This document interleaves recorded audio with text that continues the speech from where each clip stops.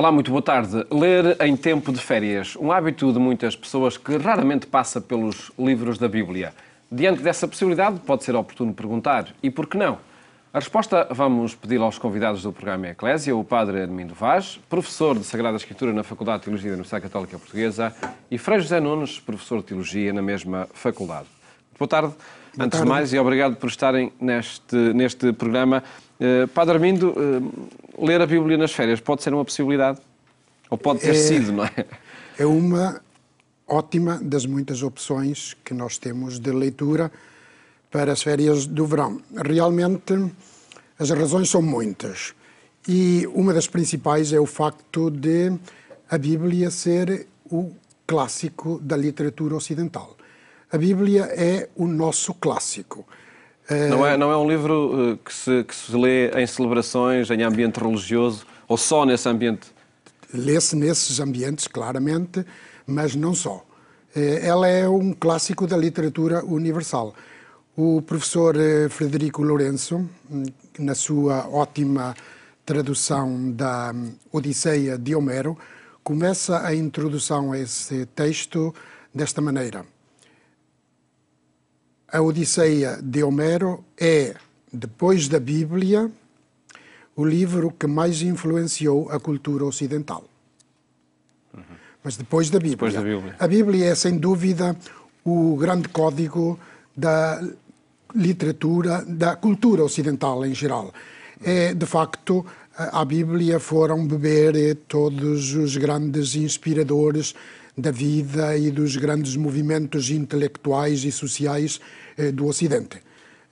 Nós podemos dizer que ela influenciou de maneira determinante a cultura nos seus muitos pontos e desdobramentos. Ela influenciou, sobretudo, a literatura universal. Ela influenciou as artes. Influenciou particularmente a pintura, mas também influenciou a música, influenciou a arquitetura. Bastaria pensar nas grandes catedrais que povoavam e embelezavam as grandes cidades da Europa, da Idade Média. Ela influenciou o teatro, ela influenciou a escultura. O que fazer então para transformar esse grande livro, ou um livro de livros, em leitura do cotidiano? É bom, então, lê-lo precisamente como um livro de literatura, nessa altura, porque é verdade que o objetivo essencial da Bíblia não foi fazer cultura. Claro, ela era interpretação de acontecimentos, era uma meditação a partir da vida para influenciar diretamente a vida e, sobretudo, a vida.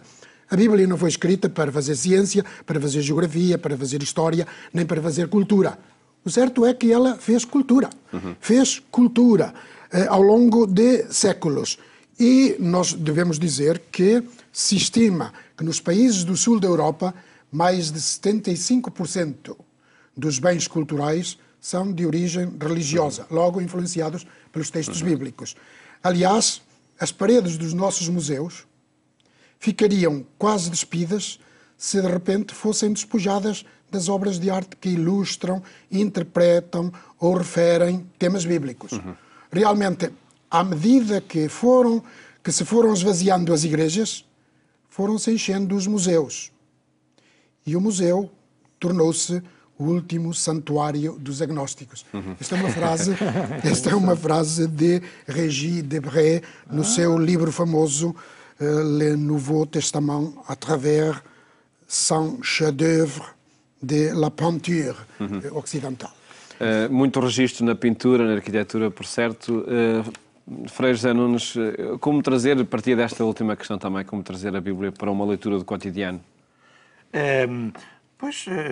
Desfrutando, lendo, desfrutando, e tendo boas edições também. Quer dizer, por exemplo, isto em termos práticos é mesmo assim. Uma pessoa ler a Bíblia, pegar naquele calhamaço, aquele livro tão grande, tão gordo, tão pesado, e começar a ler, quer dizer. Há pouco tempo alguém me dizia, por exemplo, será que há algum livro dos Salmos? Eu gostava de ler os Salmos, mas só o livro em si, eu disse, até há. Claro. É que eu, por exemplo, pegar na Bíblia toda, é que não é prático para estar a ler um salmo, ter boas edições, quer dizer...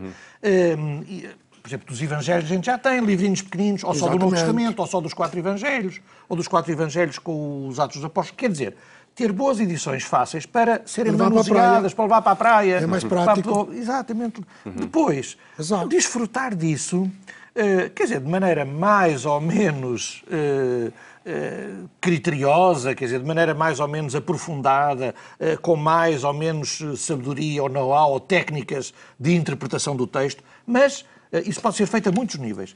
Mas ler um pouco de manhã, ou ao meio do dia, ou ao fim da tarde, ou à noite, ou contemplar o mar ou o campo, uma serra, e ler uma pequena passagem, procurar ver o que é que aquilo quer dizer em geral, mas depois também desfrutar um pouco do que é que quer dizer cada palavra, cada frase. Até nesse aspecto, podia-se comparar, por exemplo, a uma refeição. A gente numa refeição pode dizer assim, grande jantar que eu tive. Pronto, isso é a impressão geral. E o jantar foi muito bom, porque foi muito agradável, muito convívio, e a comida era boa e tal. Mas depois a gente... a sopa era assim, assim, assado. O prato de peixe ou de carne era assim, assim, assado. A sobremesa era assim, assim... Quer dizer, também o texto, a Bíblia que a gente lê, os textos que a gente lê, apreciá-los de um modo geral, qual é o sentido disto em geral, mas depois também degustar cada frase, cada parte, não é? Pronto, E na Bíblia facilmente se colhem, enfim, perspectivas mais moralistas ou que querem induzir em comportamentos no cotidiano de hoje. É possível também nós, por exemplo, encontrarmos textos de aventura, personagens que são capazes de construir narrativas épicas, desde a saída do Egito, através do Mar Vermelho... Até à entrada na Terra Prometida. Isso são narrativas realmente fantásticas, do fantástico, não é? Nesse aspecto até eu gostava de... A Bíblia tem para tudo, tem todos os géneros literários, tem género lírico, tem género épico, tem poesia, tem prosa, tem género narrativo, há para todos os gostos. Tem figuras de estilo, porque é um livro de literatura, quer dizer, tem muito... Enfim, há para todos os gostos. E é um livro realmente que pode ser lido por todos, é para todos. É um livro de massa, influenciou a cultura, é verdade, mas também é um livro de massas. Aliás, como o Padre Armindo dizia, eu às vezes digo a alunos meus, lá da universidade, que não são de teologia, que são de outros cursos, quando estamos a falar da Bíblia, digam-me lá, por exemplo, assim, um livro que tenha uma grande edição, que tenha muitos milhares ou milhões de exemplares. Eles diziam-me até aqui há poucos anos, o Harry Potter. Claro, as pessoas fazem logo filas quando vai sair um livro do Harry Potter. Eu digo, mas o Harry Potter, comparado com a Bíblia, é uma pequena gota de água no oceano. Quer dizer, a Bíblia é realmente o livro das massas. Não há nenhum livro na história da humanidade, e sobretudo na cultura ocidental, que realmente seja tão lido como a Bíblia e traduzido em milhares de línguas e dialetos. É impressionante, quer dizer, e, portanto, realmente é sinal que as pessoas o leem nas Assembleias Litúrgicas, mas também no seu dia-a-dia, e procuram, lá está, os tais ensinamentos, os tais desafios morais para a conversão da sua vida, mas também narrativas épicas, histórias exemplares, anúncio do mundo novo, esperança, utopias. Há tanta coisa, tanta coisa. E podemos nos abeirar dos textos da Bíblia, Padre Armindo, sem escolha, abrindo o livro ao acaso? Com certeza. Nos séculos XVIII, XIX e ainda princípios do século XX, usava-se esse estilo de abrir a Bíblia ao acaso. No mundo protestante, mas também no mundo católico, as pessoas tinham uma dificuldade, uma situação difícil, então abrir a Bíblia ao acaso até se usava fechar os olhos e com o alfinete colocar o alfinete aqui no bordo da Bíblia e o versículo, a palavra onde o alfinete caísse, aí estaria, em princípio, a solução para o meu gravíssimo problema do momento. Ora bem, assim a Bíblia não influencia a vida da pessoa. A Bíblia realmente tem solução para os problemas do dia-a-dia, com certeza, mas não é dessa maneira.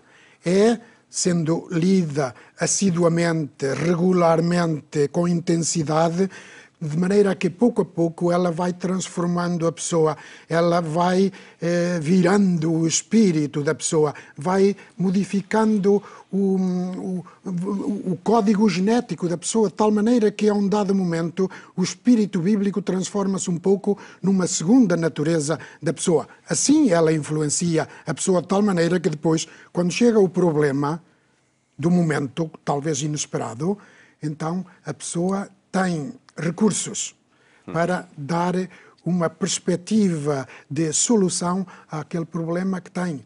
Claro que a Bíblia não tem solução para os grandes problemas científicos do dia a dia de hoje, não tem uma solução, por exemplo, para os problemas laborais entre patrões e operários, não tem, nem para os problemas do racismo ou mas se ela for lida regularmente, pouco a pouco ela vai armando a pessoa de substância significativa para, no momento oportuno, resolver o melhor problema. Nós, dramaticamente, infelizmente, estamos a perder hábitos de ler a Bíblia, mas já estamos a pagar as consequências desse abandono da leitura da Sagrada Escritura.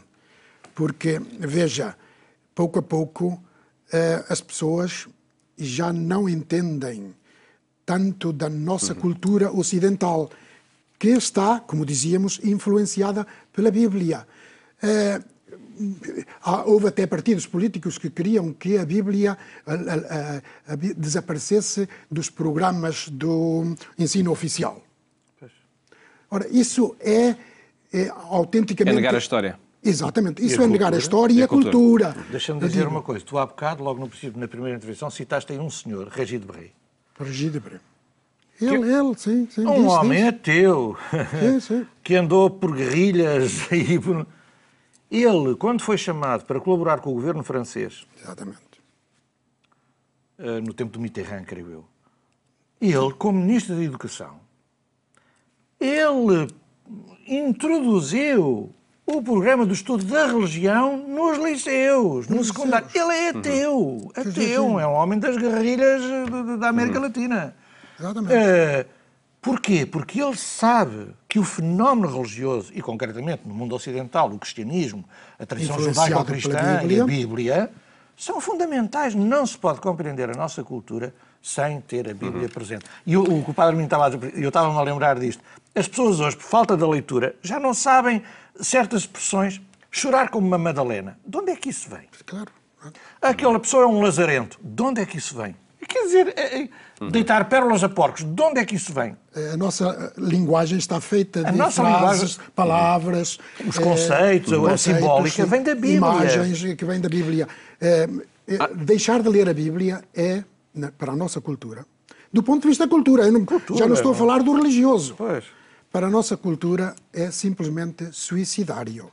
Porque nós, o dia da manhã, bem, já está a acontecer, não entendemos expressões, monumentos, catedrais, do melhor da nossa cultura ocidental. Não entendemos, por muito que haja um guia que vá dizendo, ao chegar junto do pórtico fantástico do Mosteiro dos Jerónimos, bom, temos aqui os 12 patriarcas, isto é Abraão, isto é Moisés.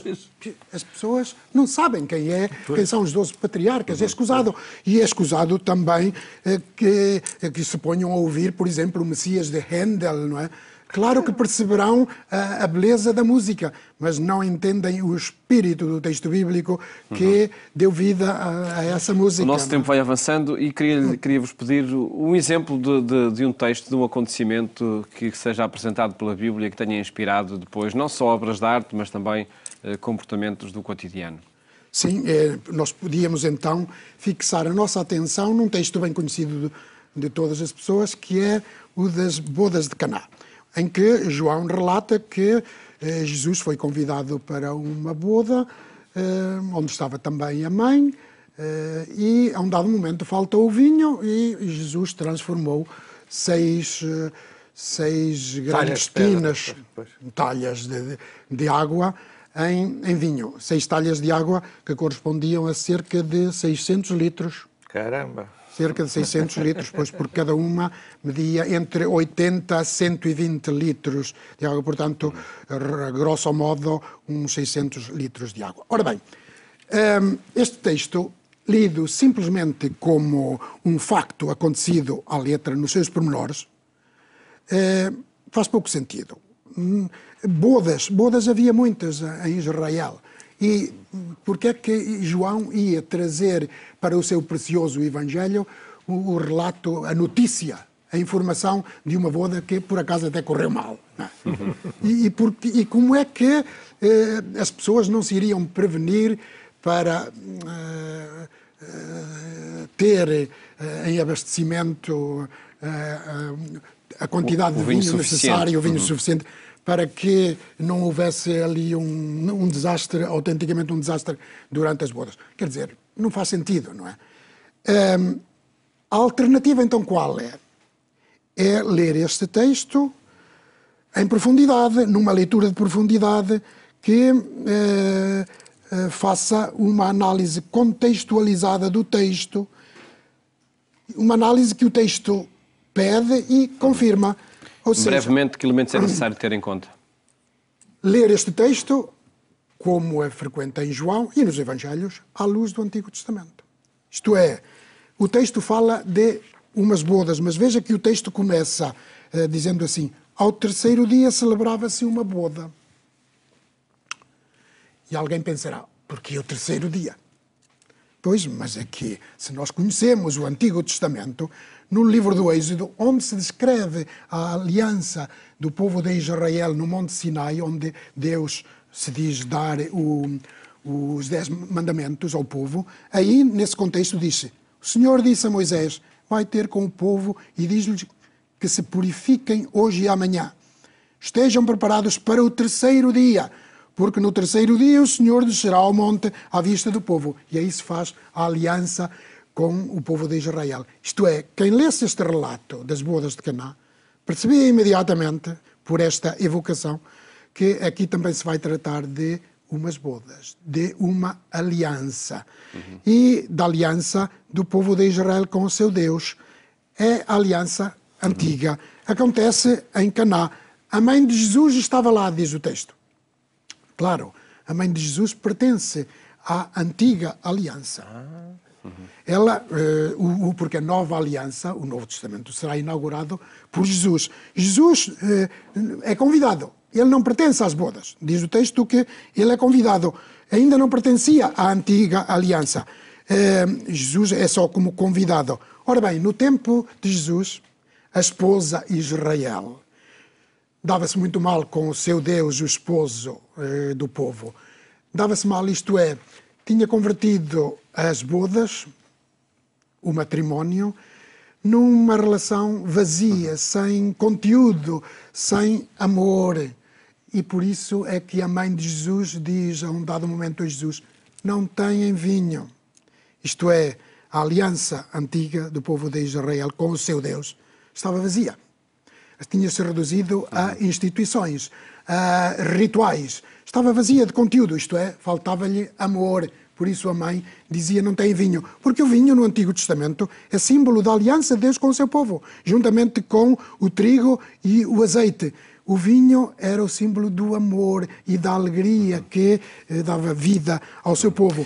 Um conjunto, sem dúvida nenhuma, de informações históricas e culturais que ajudam em muito a perceber o texto e que é preciso ter. Mas que se podem ir descobrindo, não é? Podem-se ir descobrindo progressivamente. Claro, quanto mais se ler os textos, mais capacidade a pessoa tem de fazer esta confrontação do texto bíblico do Novo Testamento com o Antigo. Esta é uma clave, ou chave, importantíssima na leitura das Sagradas Escrituras. Saber interpretar. Estas histórias, acredito, Frei Nunes, têm sempre também uma função formativa, catequética, claro, uma mensagem ensinamento. Para além da questão mais técnica e dos apetrechos, os instrumentos que nós temos para analisar o texto, como estava a fazer o Padre Mino, nós, como eu dizia há pouco, nós qualquer texto da Bíblia podemos lê-lo em geral, digamos assim, como uma impressão primeira geral, o tal jantar, e depois degustar cada uma das partes, cada uma das frases, cada uma das palavras. Se a gente olha para isto de maneira geral, sei lá, podemos dizer, e que grande milagre, não é? mudar esta água toda, enfim. Pronto. Grande poder, o poder de Deus, o poder de Jesus. É uma maneira global. Jesus, afinal, também está presente nas festas das pessoas, nos casamentos. Deus está presente nas festas. Quer dizer, é uma impressão geral, digamos assim. E cada um pode tirar as suas e tudo é legítimo, porque há sempre a interpretação mais técnica, literária ou literal, e também a interpretação mais alegórica, quer dizer, mais subjetiva, bom, mais criativa, imaginativa. Agora, depois desta impressão geral, a gente pode ir para os detalhes. E então o Padre Almino já estava a falar de alguns. Por exemplo, o vinho. O vinho é sinónimo de amor e de alegria. De facto, naquele casamento faltou o vinho. O que é que isto quer dizer? Que num casamento pode faltar a alegria. Ou na vida em geral pode faltar a alegria. E Jesus está lá para quê? Porquê é que Jesus está nas nossas vidas? Porquê é que Jesus está nas famílias e nos casamentos? Para não deixar acabar o vinho. Isto é, para não deixar acabar a alegria. Cá está, um ensinamento. Outro. Havia o vinho antigo, que não era tão bom. Jesus depois dá um vinho novo. Claro, é o Novo Testamento comparado ao Antigo. Quer dizer, uma coisa é estarmos no Antigo Testamento, outra coisa é a ruptura, a novidade que traz Jesus. Jesus traz um vinho novo. Por isso Jesus um dia dizia de João Batista, ele é o maior entre os nascidos de mulher, mas o mais pequenino no reino dos céus é maior que ele. Quer dizer, mas sei lá, Nossa Senhora. Maria. Aqui a mãe. Ao princípio, ela não está é muito interessante. No princípio do texto, ela não está com os discípulos de Jesus. Ela estava lá no casamento. Por outro lado, vêm Jesus e os discípulos. Mas no fim do texto, ela já sai com Jesus e com os discípulos. Claro. Ela já deixou de ser mãe, digamos assim, para ser discípula. Enquanto foi mãe, ela estava lá e dava ordens a Jesus. Olha que eles não têm vindo, como quem diz, vai, trata-lhes do assunto. Recebeu uma resposta assim um bocadinho dura, não é? Mulher, o que é que eu tenho a ver com isso? Ainda não chegou a minha hora. No fim do texto, Maria já passou a discípula e sai com o grupo. Quer dizer, portanto, isto é inesgotável, quer dizer. Claro. Ainda não chegou a minha hora. Quando é que chegará a hora de Jesus? Na cruz. O nosso problema é que a nossa hora já chegou de terminar o programa. Tá bom, infelizmente não podemos continuar nesta análise dos textos, que, enfim, para descobrir o que cada um inclui de mensagem e de interpretação, e um exercício que fazemos aqui em cada semana para analisar, nomeadamente, os textos do domingo seguinte, que são lidos nas missas do domingo seguinte. Voltamos de hoje a 8 dias para esse exercício. Muito obrigado por terem estado no programa, onde quisemos apresentar o livro da Bíblia como uma sugestão para leitura em dias de férias, mesmo que estejam a terminar. Votos de boa tarde, ótimo fim de semana. Até à próxima segunda-feira, se Deus quiser. Muito boa tarde.